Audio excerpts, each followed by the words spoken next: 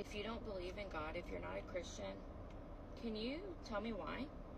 So I've seen a couple of the videos responding to this go like really viral, but a lot of the comments were saying like people just woke up and they started doing more research, and that's not my case. And that's what they were saying that like everybody did.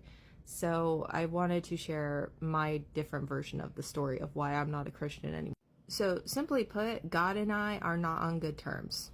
I don't care if he's real anymore, because if he is, I look forward to the day that I can say, you left me. And all the Christians right there are just like, oh, he would not. Well, he did. So, worst fucking year of my entire life was 2023. Okay? I was SA'd, there's DV, there was risk of homelessness, there was financial struggles, my marriage was falling apart, so I was facing divorce. I was constantly being threatened and accused of shit that I didn't do. I lived in terror pretty much every single day. I was too scared to even exit my bedroom to go make my kids some lunch because of who I would be crossing paths with in that house. And also, I was constantly being called a piece of shit mother because they were not monitoring what my children were doing, so that meant that I wasn't doing anything at all. And, you know, since my health also took a shit, I almost died and, like, saw the bright light and everything.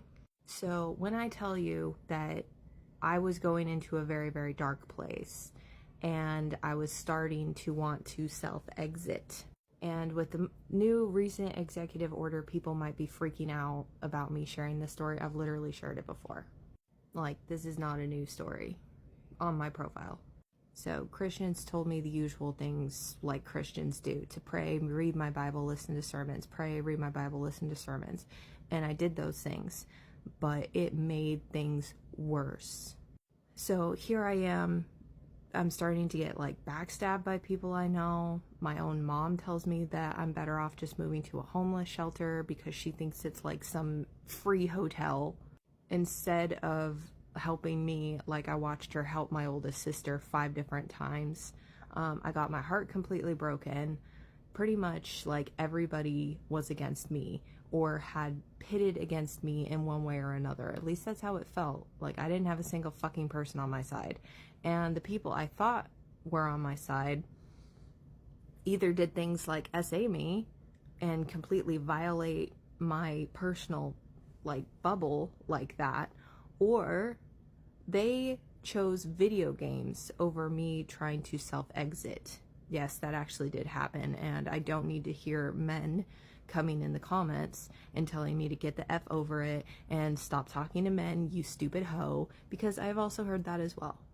So I am begging God over the course of this like extremely traumatic time in my life. I am begging him, because obviously he's not going to stop. He's just going to keep going. It just kept getting worse and worse and worse. So I asked for something very simple, because I grew up in an extremely religious household, and I heard the stories about how when people were going to self-exit, that God was going to come through for them. Like, God, let somebody do a handstand, and somebody does, because they felt compelled to do it. Okay, well, mine was pretty simple, and an all-powerful being could have done it. I said, anyone, please tell me that I deserve to be on this planet. Like, I deserve to be alive. My life still has purpose, even though everything is falling apart. Never happened. Over the course of 8 months, not a single person, either in my life or anyone that I didn't even know, could do that. Even when I tried to get the ball rolling to kind of help God along, they refused to do that.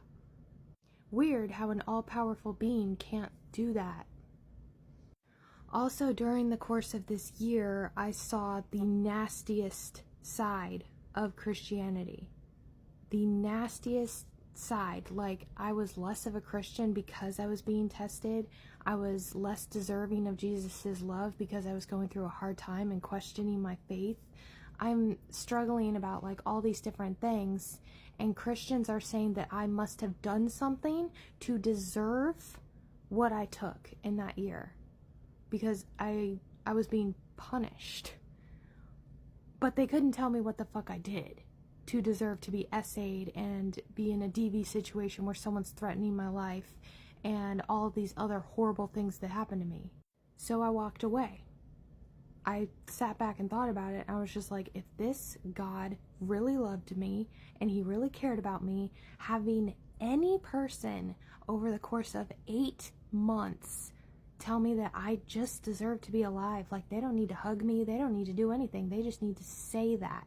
If that's too much to ask, he's not an all-powerful God, and he's not one deserving of worship, and I will never follow him again. And what did Christians say? That I was never a Christian. Okay, Jesus. Oh, well, I mean, I assume you must be Jesus because he's the only one who could read my heart and know that for sure. So you must be Jesus, and in which case, get the fuck to work. There's a lot of things that need your attention. Oh, but if you're not Jesus, then back the fuck off.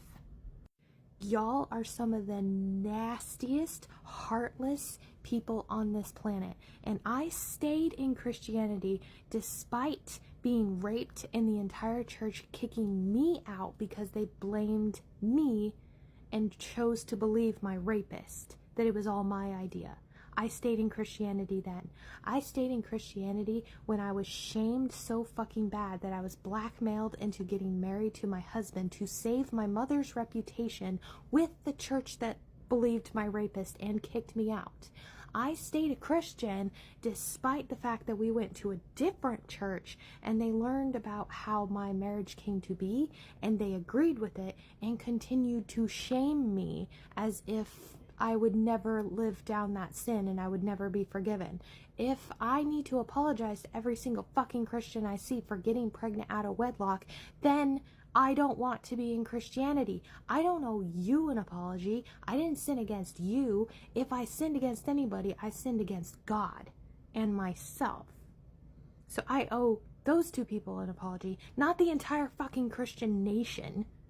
And this is the other thing that made me realize that my upbringing was pretty fucked up. I started to research then into other religions, and it made me sick. It made me sick to my stomach. Like I felt like I was going to hell just for trying to figure out what paganism really was, what Satanism really was, what Egyptian gods really were. You know, just going through different religions, and I'm not converting to them. I'm just trying to figure out what the hell they believe. I'm not making fun of anybody. I'm not doing anything. I'm just asking honest questions. What do you believe? Okay, why do you believe that? Interesting. That's all I'm doing. And I felt sick, physically sick with anxiety and all that, just from gaining knowledge. That's fucked up. That's not right. And I continue to see the downfall of Christian behavior.